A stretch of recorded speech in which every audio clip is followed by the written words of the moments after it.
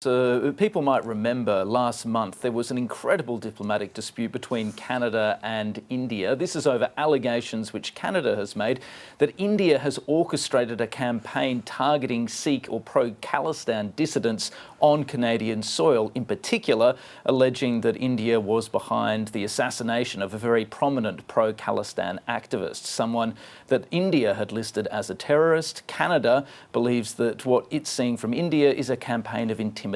Now, it's worth noting that India has denied these allegations, but Canada has been working assiduously, particularly with Western countries, to try and draw support behind it. It's also said that it's very important that the rule of law applies. So clearly what it's trying to do is draw in Western partners behind it, trying to isolate best as it can India in an attempt to draw a red line around this sort of behaviour. So Penny Wong raised this issue today when she met her Indian counterpart? She did. Now, Australia hasn't been as forceful on this subject as the United States has. We've seen over the last couple of weeks in particular, senior US officials repeatedly say they're very concerned about exactly what's happened. They urge India to cooperate with the Canadian investigation. Australia hasn't gone quite that hard, but Penny Wong, when she was asked about this matter after a meeting with Dr. S. Jaishankar, India's External Affairs Minister, did say that Australia had raised concerns. She also explicitly mentioned the word sovereignty, saying Australia's principled position was that sovereignty should be respected. That seemed like a pretty clear signal to India. Now, India, for its part, has forcefully denied Canada's allegations. It says Canada is making accusations that it cannot back up with evidence. It's also accused Canada of fostering extremism, in particular pro-Khalistan extremists who have targeted members of the Hindu community and Indian diplomats on Canadian soil.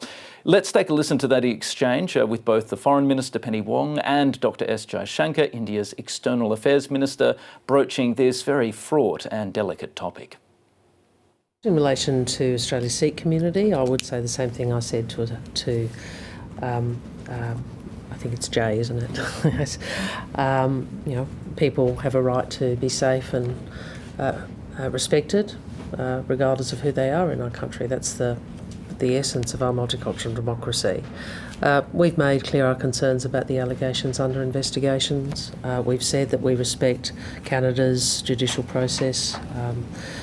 We convey our views to India as you would expect us to do, and we have a principled position in relation to matters such as the rule of law and the independence of the judiciary, and also, frankly, the sovereignty of all countries.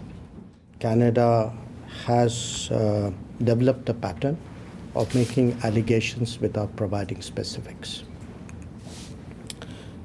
Secondly, when we look at Canada, for us, the fact that they're putting our diplomats under surveillance is something which is unacceptable.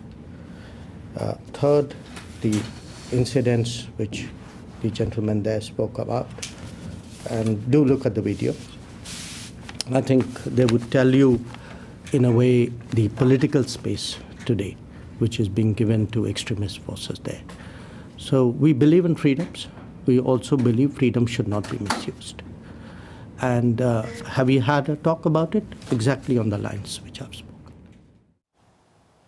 Now, Ros, it's worth noting, of course, the Australia-India relationship is a very broad and deep one. Both sides remain very optimistic about its trajectory over the long run, and there's no sign, at least at this stage, that this dispute with Canada is going to seriously disrupt the Australia relationship with India in any serious way. Nonetheless, it is a point of difference, potentially a point of tension, and one absolutely worth keeping an eye on.